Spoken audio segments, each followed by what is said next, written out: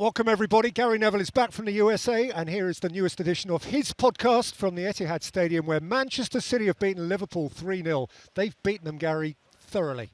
Yes, emphatic. A really good day for Manchester City. And look, before the game, I don't think there was anybody that was walking into this stadium with any great knowledge of what the score was going to be. I think just seen Michael Richards after the game saying that he was intrigued before the game. I think I was something similar. I actually thought and said that I fancied Liverpool just to sort of nick it. I thought they'd have too much for City up front. I thought that Liverpool's centre-backs would handle Haaland.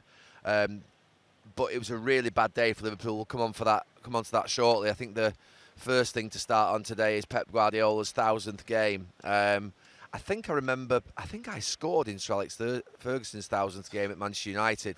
You did, Champions League game, Lyon. Yeah, I Yes. scored. That's an incredible achievement, eh? And you just think about greatness. I mean, Pep Guardiola is a great manager. 1,000 games. I think you said, did he say 716 Wins, yeah. Wins, which is 71%, win rate, which is just obscene. And this isn't his greatest team or his best team that he's had in those 1,000 games. You think about the team he had at Barcelona, which is probably the greatest team of all time, and then the treble-winning team here and the title-winning teams. But what his team have done today is give them a glimmer of hope going into a November international break. That they're 4 points off Arsenal. They've got experience. They've got a few players who've been around the block, and they've got a manager who knows how to win. And if I was Manchester City right now, and I'm sure Pep Guardiola knows how to win titles more than any of us, he'll be just thinking, let me hang on Mikel Arteta's shoulder come March. Let me be close enough to him to apply that pressure. He's the one you wouldn't want near you. And today, for me, the whole fixture was around who's going to emerge, who's going to come out of this match thinking that they can challenge Arsenal, who's going to be the team that think they can get close enough to them. And I thought it would be Liverpool. I think City have been inconsistent, but I was badly wrong. And Pep Guardiola's 1,000th game was a really good one for him and his team. So, if you say, and most people agree, that this isn't his kind of premium team. No, it's not. How do you categorise them? There isn't a David Silva, there isn't Kevin De Bruyne, there isn't Aguero, there isn't a Yaya Toure, all of these great players he's had. How do you sum up what this team actually is? I mean, it's a team I actually like watching. I mean, it's imperfect. His teams that you've seen, particularly here and at Barcelona, were like clockwork. I mean, it's very difficult to maintain what Pep Guardiola was achieving at this club and at Barcelona, because I didn't see as much of his football in Germany, so I'm not going to comment on Bayern Munich. But you're talking about some of the most beautiful football that you'll ever see, to the point of, like, you come into games knowing the outcome. Whereas when I watch City now, you're not quite sure of what's going to happen. Today being a perfect example. But they are imperfect. They're a lot more physical. They've got Haaland up front, who is devastating. But again, he's not smooth in the way in which he plays, but he's an absolutely brilliant player. Nico Gonzalez in midfield. I mean, Bernardo Silva and Foden are still playing great football. But they're very different. They're very different in terms of, they're not as methodical in terms of their sort of combinations and passes and the way in which they link. They're not as good playing out from the back through their goalkeeper or their back four, but they're still a very good side. And it feels like a team that, Pep Guardiola's staying here to build another great side.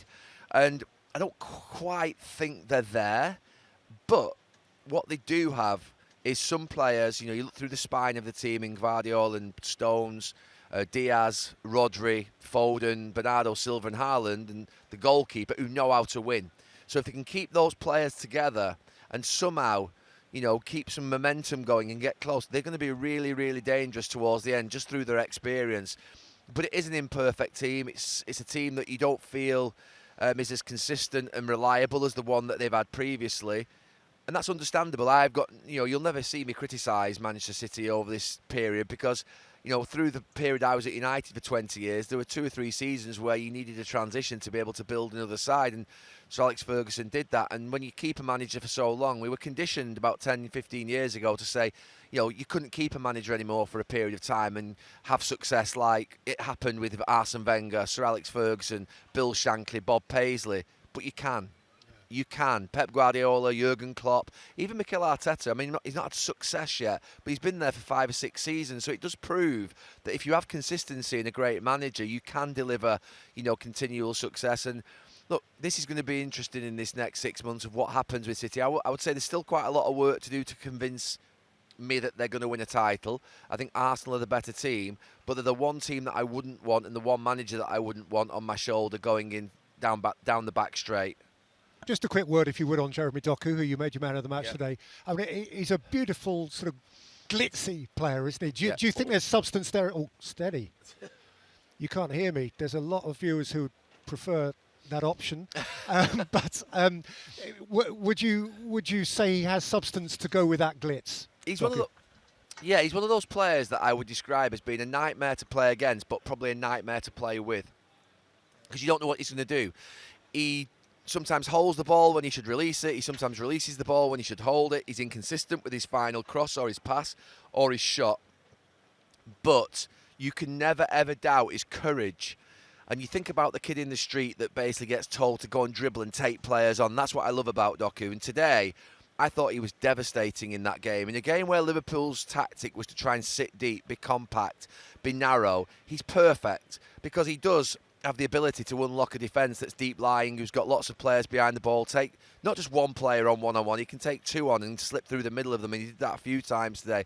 I thought he was absolutely brilliant to watch. And I didn't think Conor Bradley did badly against him. I didn't think Conor Bradley had a bad day. I thought he was one of Liverpool's better players. But I just thought Doku today was sensational. He was a difference maker. And yeah, well done to him. And if he can add that consistency, and it's usually the case that wingers are the most inconsistent players on the pitch, because they have the most difficult job to try and sort of do things that are different and win your team the game. So if he can add a bit more consistency and reliability to his decision making in the final third and his execution of the pass or the cross, he's got a great chance of becoming a top winger in the world. He just has to improve his intelligence and understanding of the game, and, like I say, be more predictable to his teammates and still be as unpredictable to the opposition. I do want to put a special mention for Mateus Nunes, the right back. I thought and have thought he's a real weakness for City. Every time I see Nunes at right back, and because Nico O'Reilly, he's excellent, Nico O'Reilly, but because he's young at left back, you sometimes feel that City's back four is just going to be more vulnerable. But Nunes has done a really good job out there today. In fact, if you said to me, name a second player for City on the pitch, I think he'd probably be out there in terms of sort of where I would place him. I thought he was really, really good today, and I think we're quick sometimes in our positions to say that a player isn't at the level, and I'm sure City fans have looked at it and thought, well, is he good enough? Can he? Why is he playing right back? We signed him as a midfield player, but he's doing a good job out there, and certainly today I thought he was excellent, and I think he deserves a mention. Okay, so Liverpool, they beat Villa, they beat Real Madrid. There was a sense that all was well again. What's not well? I think of all the games that they've had in the last month or 6 weeks when they've sort of been dropping points and losing matches, I would say that is a massive worry today for Liverpool fans watching that game. And I think Arne Slot will be looking at that game, particularly the first half, and think, that's nothing. That's a nothing of a performance. And I was trying to get my head around where it was, because just 5-6 minutes before half-time, it came to me that City had this game by the scruff of the neck. Go and get your second, because this lot have gone. Their legs had gone. It was almost as if they couldn't get up the pitch. They couldn't move. They were walking. And you never, ever accuse a Liverpool team in this last 5-10 years of throwing the towel in. And they didn't throw the towel in today by any stretch of the imagination. But physically and mentally, they look beaten. Now, look, it has been a difficult week for them. They have had Villa. They have had Real Madrid. I get it. But today was such a big game. And to come out there and lack confidence, play so passively. They kept playing back the way. Konate kept playing back to his goalkeeper. Konate kept playing back to other players. I mean, Konate, after about 10-15 minutes, I was like, how many touches has Konate had? I went, obviously, pressed my button here. You will have heard me. And he'd had 24-25 touches. And I said this about a year ago. It's not a tactic to let your centre-back have the ball the most in the team. Now, obviously, if it's Van Dijk, we know he can pass, but Haaland was shutting Van Dijk off. They were letting Konate have the ball. And it was almost as if they had no idea, Liverpool, about how to play through. Their tempo in the game was nothing. They looked physically really, really well short in the game. They looked physically short in terms of their running, physically short in terms of actually just getting out-muscled. I thought Wirtz in particular, I thought it was a really bad day for him. We've been tiptoeing around him, haven't we, for a few months. around the fact that he's young, he's coming to a new country, but he's 120 million quid. You're going to have to stand up soon. I mean, he's obviously got something. He's a really good player. He's technically fantastic. But he's been mauled out there today by Núñez and by others. He's been chucked around the pitch and didn't deliver in the quality side of things as well. So his performance was a real worry. But physically, I was worried. Physically, I'd be worried if I was Arne Slot looking at that team. There's a few of them look like they can't run. And I always think that when you go on a losing streak, you start to doubt everything. And that's wrong, because obviously there's some excellent players out there with great attitudes. So it's not a time to sort of throw the baby out with the bathwater here. But Arne Slot's going to need this next week just to sort of reflect, look at what he's got, look at sort of how he sort of sets up post-international break, and think about how he fixes the problems, both going forward and in defence. They look terrible at the back. I thought they got messed around today. I thought it looked like City could score. Lots of goals. They weren't good enough up front. The combinations weren't there. Salah isn't in great form. Wirtz is a problem. Let's be clear. Let's just call it as it is. It's an issue. He's 120 million quid, and he's, to be fair, I said a few weeks ago about Kirkies that he looks like a little boy out there. Today I thought Wirtz looked like a little boy, and that can't be the case. He's a German international of great standing, and he looks well short in respect of what you'd expect in a top physical Premier League match. So they've got to get him up to speed. They've got to get that sort of little bit of tenacity into him, and that little bit of something that means that he'll start to get into form. Because what they have to do is stick with him and persist. But they've got to find a way to get the best out of him. You've got Ekitike, it was challenging for him today. I don't think he got the service. Isak sat on the bench and obviously didn't come on. Problems all over the place. And he's got to identify where. Can they still be a part of it, top end? I'm going to say yes, just because I think that if it clicked, something could happen. They've got basically firecrackers in that dressing room. They've got world-class players, and they've got big characters. Alisson, Van Dijk, Salah are huge characters. They're Premier League greats. So if they can just pull it together with the manager who's obviously had a great first season, and the young ones can start to gain some confidence. I'd put Robinson as well in terms of the experience that he's got, on McAllister, into that second band of players who've got experience around Van Dijk, Alisson and Salah. But at the moment, there is a worry. And today, it looked like a team in the first half that physically and mentally was short. But another thing that, and sometimes it can happen, it looked to me like they concentrated. And I might be completely wrong, because how would I know what they've worked on in the last 24, 48 hours? It felt to me like sometimes you can play a game where you've thought so much about how to stop the opposition that you forget about one of the most important things as a top club going away from home in a big game, is you've got to play. You've got to take the ball. You've got to have rhythm in your passing. You've got to demonstrate authority. When you're in playing that first 5-10 minutes away from home in a big game, you're sending a message in that first 5-10 minutes to the opposition players in the ground, the stadium, the 50,000-60,000 people in here, that we are ready to play and come and take you on at your own game and be able to sort of stand up and be counted. Liverpool shrunk, I felt, in that game in the first half. They shrunk. And I could never accuse them of that.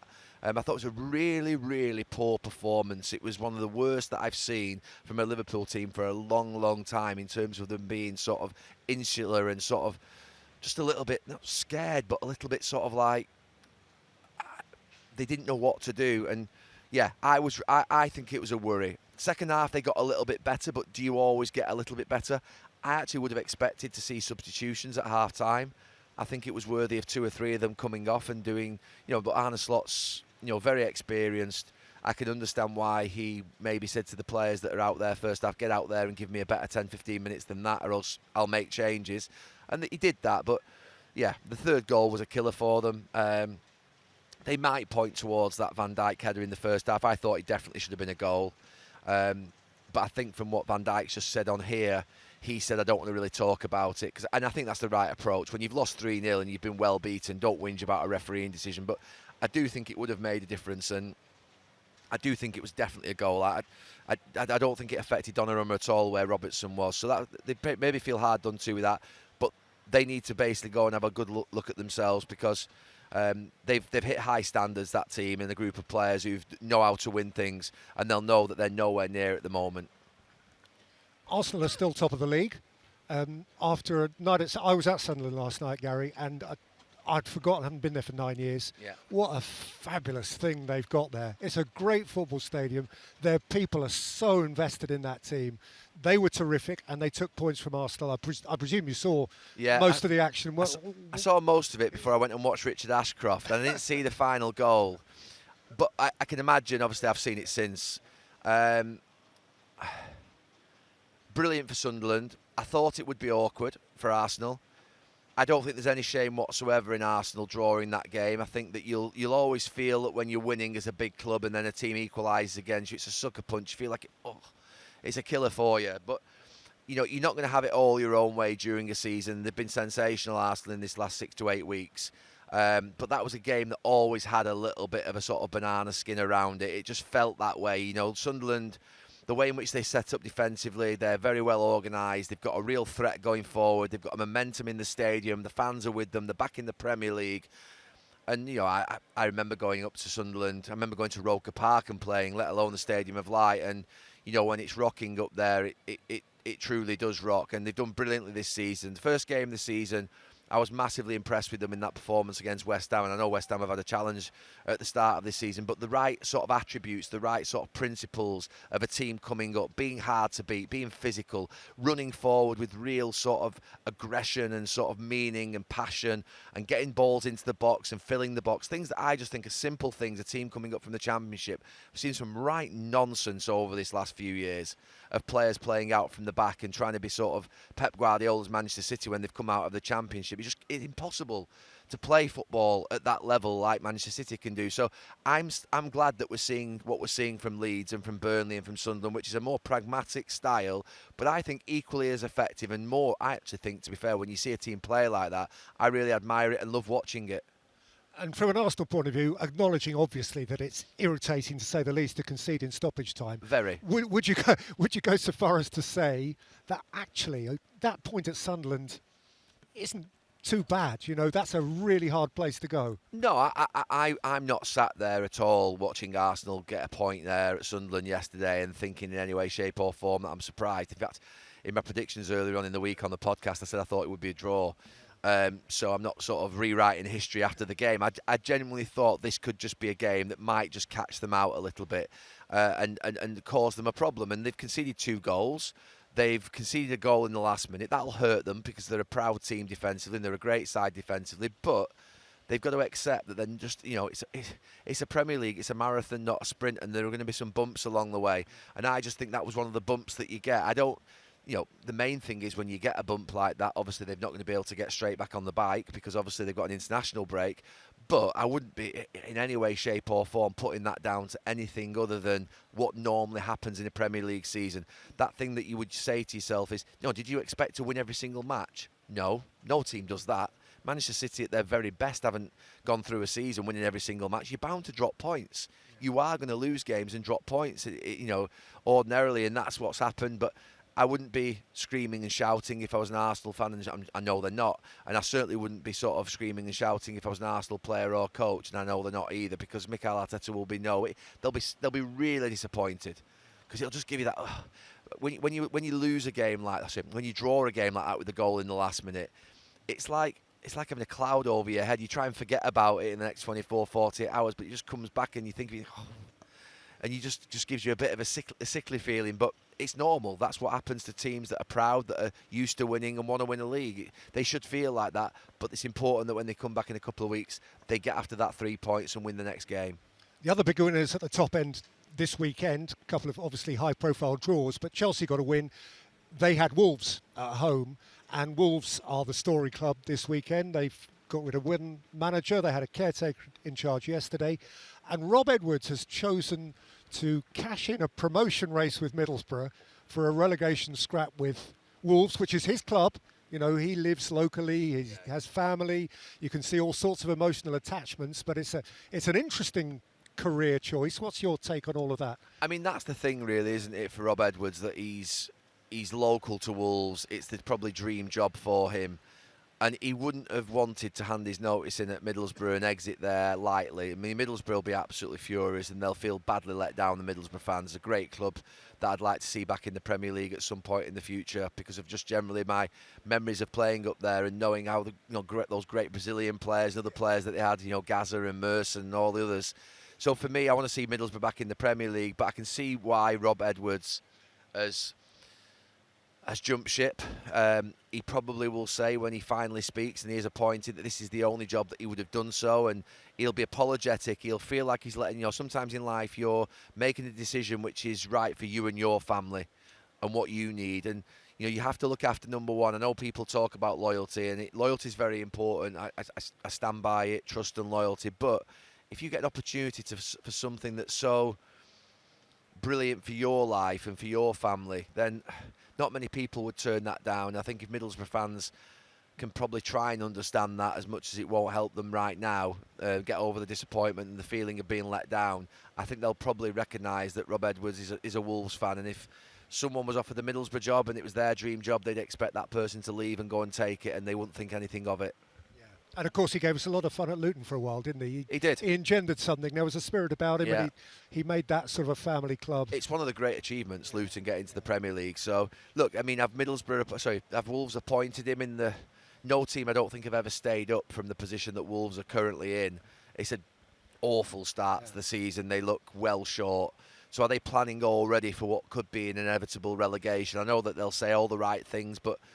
yeah, it's a big job for him to go there and try and turn that round, and maybe they're preparing for what would be a championship next year, which, you get the parachute payments, and they want obviously someone who knows the championship to be able to take them back up. So, yeah, they'll have a free hit. Rob Edwards will have a free hit in terms of trying to turn it round, but he'll also have to start preparing for what could be an inevitable relegation, and there's a long way to go, but it doesn't look good. No.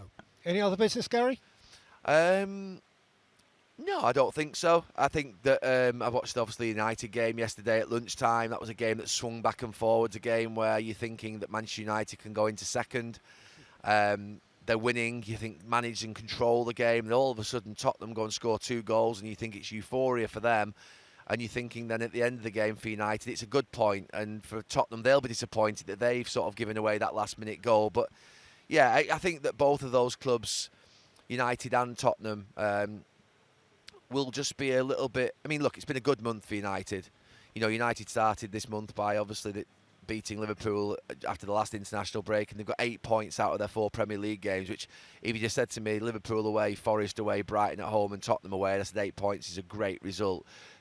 But because they got 6 in the first 2, there's an element of thinking, well, if they just got another 2 or 3 points, they'd be right up there at this moment in time with second. But I think United should really be looking, and Tottenham, if they can get it right, more United really with the fact they're not in Europe. I think it's tougher for Tottenham with the fact that they've got the European games. But for United, they really should be thinking around top 4.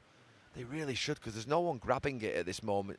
You look at Chelsea, they're sort of obviously up there at the moment, and you've got Tottenham who don't look sure. Liverpool are not sure. It's there for the taking, and so it's about consistency now. After this international break, I always think this is the sort of biggest frustration, these 3 international breaks that we have. And then I think to myself, you've got then 2 or 3 months of lots of sort of games, the winter slog, if you like. This is what, it'll sort the teams out, sort everybody out over the winter period, and you come out of January, and then you start to see where really everybody is. But there's a good opportunity for United. Bournemouth have lost today. I think Forest have picked up, that's decent win for Forest. They picked up 4 points in 2 games, so it's starting to equalise itself out. It's starting to work itself out. But interestingly, I think today the big story obviously is Pep Guardiola's 1000th game, and that City are within 4 points of Arsenal, and they've dominated, the champions. And Arne Slot's here doing his interview now, and I think he'll be very worried tonight.